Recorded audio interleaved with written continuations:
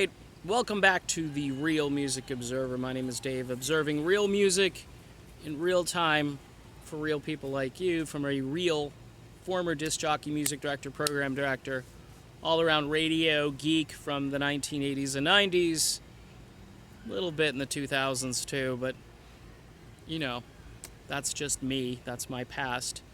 Speaking of the past, it's time, Don Henley, to put the past behind you and say, you know what? We'd like to have Don Felder play with the Eagles again. You know, you don't have to make him an official member. You don't have to do anything. Just invite him. Just say, hey, Don, would you play these gigs with us? And we shall see what'll happen in the future. This would take the pressure off Deacon Fry, who, if you haven't heard, is filling in for his late father, who unfortunately left this earth way too soon, about a year and a half ago. And the Eagles said at that point, we're done, we're not doing this anymore. And then this came along, and here we are. So Henley isn't really that much different than Felder. Henley wants to make money, and Felder wanted to make money, and he thought he should get a bigger cut of certain aspects of what the Eagles were earning. Keep in mind, Felder did compose the music, all of the music, not just some of it, people, not just portions of it, not just, hey, I'm going to give you this demo tape and you guys kind of spice it up a little bit, which, of course, the final product was slightly different than the demo tape, but Felder had most, if not all, of Hotel California transcribed and ready to be played. All we needed was lyrics, and Don Henley figured that out with a little bit of help from Glenn Frey. And so that music, though, is so iconic and so important to so many people that I would think at this juncture in rock history that Don Henley might have a little bit of an epiphany and say to himself, this is just stupid. This is holding a grudge. And maybe Felder has to do a little groveling to get back to where he needs to be. Maybe he needs to say, hey, look, you know, I was just trying to tell my side of the story. Let's just move on and let's try to play some great music together. Imagine Felder and Walsh on stage again.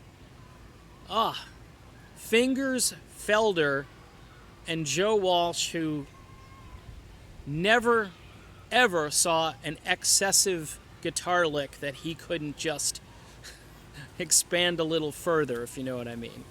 I mean, two of the world's great guitar players on stage again. And some people think, well, Walsh is kind of like the big name. Walsh had the solo career. Walsh had the James Gang. And Walsh was kind of like the bigger fish when they picked him up. But Felder was so important in that transition where they went from a bluegrassy country rock band to a full-blown, hey, let's compete with Led Zeppelin type of band, even though their material went from country rock to more contemporary rock.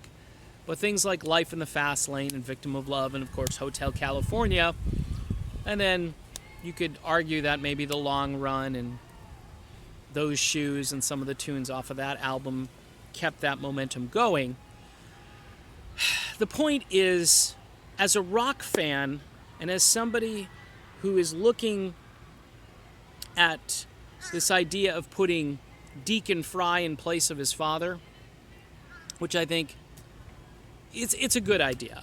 We're getting mixed commentary on the Eagles will never be the Eagles again. But the point is, who would be the person you'd fill with? And if you just say, retire the thing, okay, but you've got men with egos, and they're very ambitious, and they want to continue, and they want to make money, and they want to get up there with Fleetwood Mac and Journey and Steely Dan and all these other bands. And look, baby boomers have money. They're the only group of people in the country that have $300, $400 per ticket disposable income. And this is the music of the baby boomers and some Generation Xers, but for the most part, it's the baby boom soundtrack from the 70s and maybe into the 80s. Folks, it would just be awesome to see Felder up there. I know Felder might have to repent a little bit and might have to be a little more contrite in the sense that I think he's 100% right, by the way. My opinion is Felder was always in the right here, and that if you sign a contract, you expect to be treated as an equal within that organization. But the Eagles ran it as a business where Henley and Fry were in charge of everything, and they got the bigger cut of everything, and they felt they were the creative forces, much like John Fogerty was in CCR, and that's a bitter sort of breakup, much like this. But look, time needs to heal wounds. I could do a video about how Fogerty and the rest of CCR should just get back together again, but they won't listen. I mean, that thing is completely unsalvageable. It's just, it's a bad situation.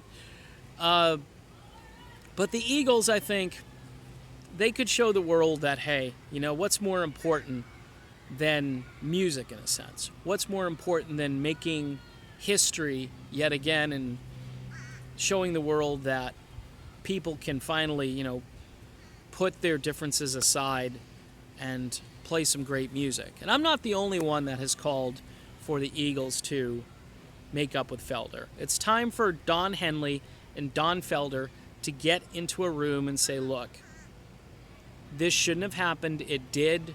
We were younger. We were dumber. We were naive. We were ego-driven. And we were probably high on some substance most of the time. So let's act like adults. Let's get on stage and let's give the fans of this great country an opportunity to hear two of the best guitarists play like they used to play 30, 40 years ago. I mean, it can be done. It can be done, but here's the deal. Someone's got to reach out. Now, if I were Felder, I would put the feelers out there and say, hey, I'm willing to jump in. I don't want any compensation. I just want to play. Okay? I think Felder is set. I think he's got enough money, my hunch would be. And he's touring, I believe, this summer with Styx again, so he'll make some money touring with Styx, and that'll be a big show. And he'll get probably added revenue from the fact that he just played with his old band. So for him, on a PR level, it would be a win-win. For Don Henley, it would really go a long way to help with this guy's image. As, you know, he pretends to be one thing and then he does another thing. You know, he pretends to be all sort of socially aware and conscious, and then he hawks his wares at Walmart. And he makes a claim that Walmart now is so eco-friendly or something because they put the Last Eagles CD in some sort of biodegradable packaging.